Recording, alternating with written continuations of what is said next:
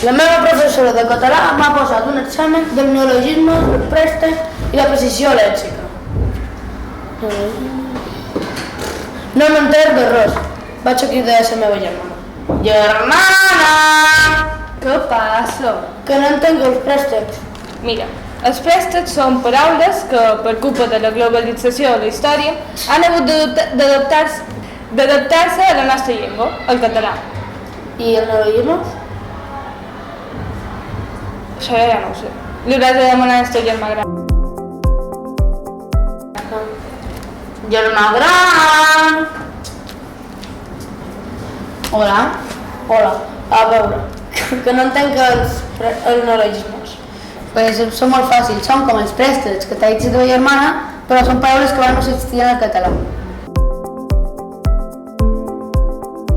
La precisió lèxica? Sí, la precisió lèxica, això és molt difícil. Hauràs de crear el teu germà petit.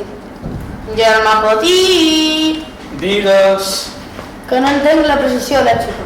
La precisió lèxica són paraules que deim malament, però que s'hauries de saber dir bé. També són paraules que deim malament.